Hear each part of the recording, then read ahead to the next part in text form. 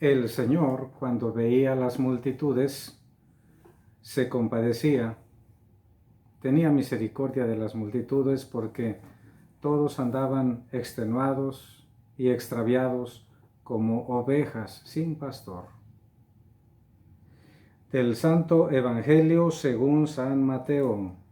Gloria a ti, Señor. En aquel tiempo llevaron ante Jesús a un hombre mudo que estaba poseído por el demonio. Jesús expulsó al demonio y el mudo habló. La multitud maravillada decía: Nunca se había visto nada semejante en Israel. Pero los fariseos decían: Expulsa a los demonios por la autoridad del príncipe de los demonios. Jesús recorría todas las ciudades y los pueblos enseñando en las sinagogas, predicando el evangelio del reino y curando toda enfermedad y dolencia. Al ver a las multitudes, se compadecía de ellas, porque estaban extenuadas y desamparadas como ovejas sin pastor. Entonces dijo a sus discípulos: La cosecha es mucha, y los trabajadores pocos. Rueguen por tanto al dueño de la mies que envíe trabajadores a sus campos. Palabra del Señor. Gloria a ti, Señor Jesús.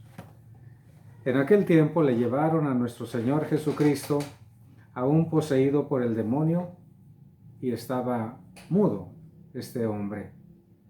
Bonito y generoso gesto el de estos hermanos que llevan al poseído ante Jesús. Acción hermosa que nosotros deberíamos también hacer a cualquier hermano, a cualquier hermana necesitada, no necesariamente poseída por el demonio o carente de voz, aprender a llevar ante Cristo a cualquier hermano y a cualquier hermana. Y entonces el Señor, compadecido, expulsó de manera inmediata al demonio de ese hombre y esta persona empezó a hablar de manera correcta, plena. La multitud quedó entonces maravillada porque fue delante de muchas personas, hermanos. Sin embargo, los enemigos tradicionales del Señor, que eran los fariseos, empezaron a murmurar diciendo: Este expulsa a los demonios con el poder del príncipe de los demonios. Ese, hermanos, es un pecado sumamente grave. Se llama el pecado contra el Espíritu Santo. ¿Quién comete pecado contra el Espíritu Santo? Son aquellos que se niegan rotundamente a aceptar a Cristo como el enviado de Dios y que además se niegan a recibir perdón y misericordia del Señor. Es decir, la salvación que Cristo trae es para todos, porque Dios quiere que todos nos salvemos, que todos lleguemos al conocimiento de la verdad, que todos un día estemos con Él en el cielo. Ese debe ser nuestro anhelo, nuestra ilusión, y para ello debemos trabajar constantemente. Pero estos fariseos se negaron completamente, conscientemente de lo que estaban haciendo, a creerle a Cristo, y le atribuían sus obras al príncipe de los demonios. Los judíos, en efecto, consideraban que los demonios estaban capitaneados o gobernados por el gran Satanás, que mandaba a todos. Entonces, en otras palabras, le decían a Cristo que él, fíjense nada más, hermanos, qué blasfemia tan tremenda, que Cristo estaba poseído por Satanás y en virtud de ese poder que tenía dentro podía expulsar a demonios inferiores como este demonio que tenía mudo al hombre. Estamos en el capítulo número 9 de San Mateo, pero más adelante nuevamente los fariseos se atreven a decir lo mismo Y fue entonces cuando Cristo dijo en el capítulo 12, verso 31, dice así: por eso les digo, todo pecado y blasfemia se perdonará a los hombres, pero la blasfemia contra el Espíritu Santo no será perdonada. Esa es la blasfemia. Cerrarse a la gracia de Dios, cerrarse a la fe en el enviado de Dios. Jesús, luego, nos dice San Mateo, recorría todas las ciudades y pueblos, enseñando, ¿qué cosa? Lo relacionado con el reino de Dios, con el reino de los cielos. Hermoso detalle el que Cristo fuera quien recorría. Él no estaba sentado en una oficina.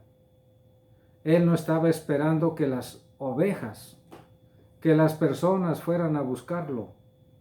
Él tomaba la iniciativa y recorría pueblos, ciudades, caseríos, todos los lugares, movido claramente por su compasión, como dice más adelante.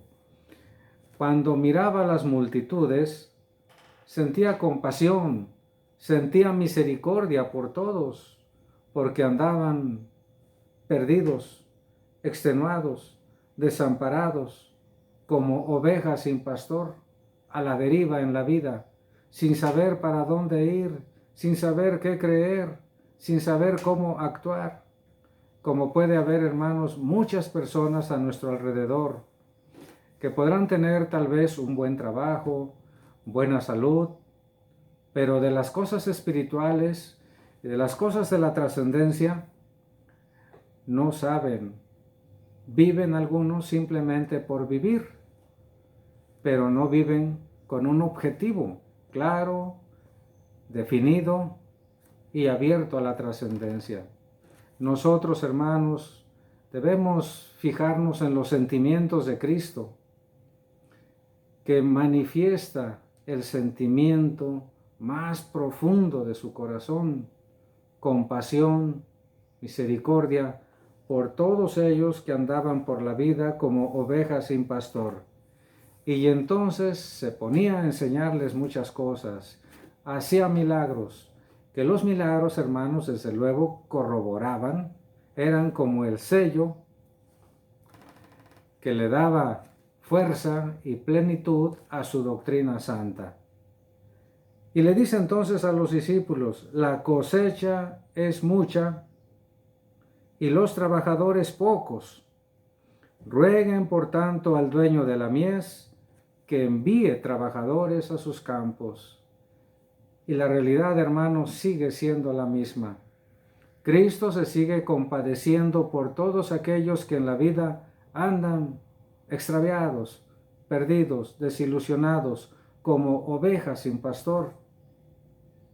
Por eso, hagámosle caso al Señor que dice: rueguen para que haya suficientes pastores.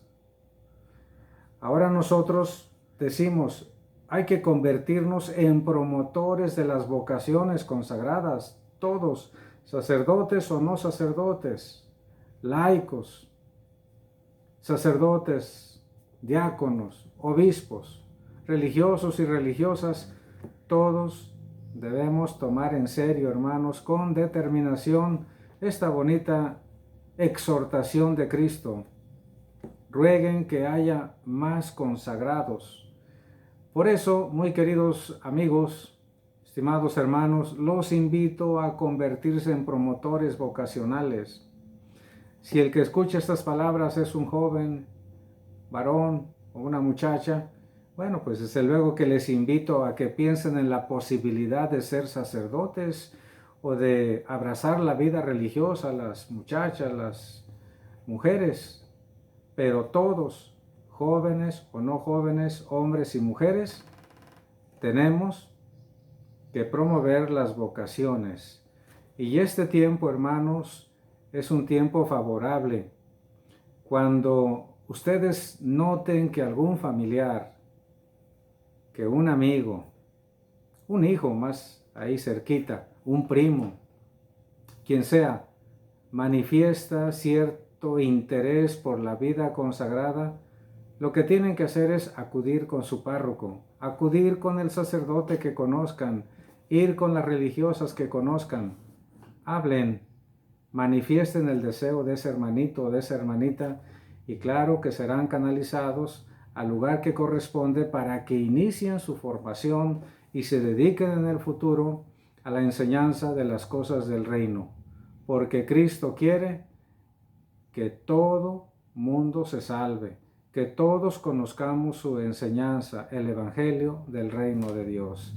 Qué bueno, hermanos, que pongamos mucho, pero mucho empeño en esto. Verán que el Señor habrá de bendecirnos.